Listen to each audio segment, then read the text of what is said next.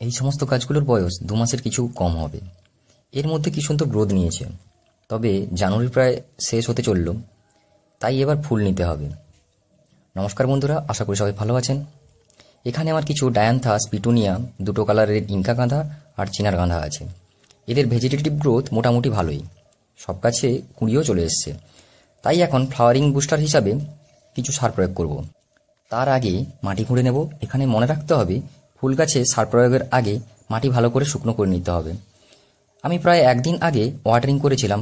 গাছের হালকা উইল্টিং হতে পারে, তবে সমস্যা কিছু নেই। রাতের শিশির পেলে আবার আগের অবস্থায় ফিরে যাবে।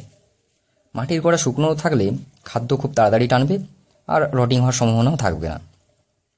আমি এখানে মিউরেটিক পটাশ আর সুফলা 15-15-15 60/40 অনুপাতে মিশিয়ে ডাইরেক্ট গাছের গোড়ায় দেব। সুফলাতে এনপিকে ছাড়াও ক্যালসিয়াম, ম্যাগনেসিয়াম, সালফেট থাকার কারণে ভেজিটেটিভ গ্রোথটা লাস্ট স্টেজে আরও একটু মজবুত হবে।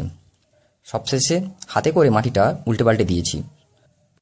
আর আমি সারটা যদি গ্র্যানুয়াল হিসাবে মাটির গোড়াতে ডাইরেক্ট প্রয়োগ করি, সেখানে আমি বিকেলেই প্রয়োগ করি, কিন্তু জলটা তার পরের দিন সকালে দিই। আর আমি যে জলটা দিচ্ছি দেখুন, হোস পাইপ দিয়ে পুরো গাছটা ধুয়ে দিচ্ছি। এতে করে মাকড় বা মাইট যাই থাকুক না কেন সেটা ধুয়ে যাবে। দেখা হচ্ছে পরের কোনো ভিডিওতে।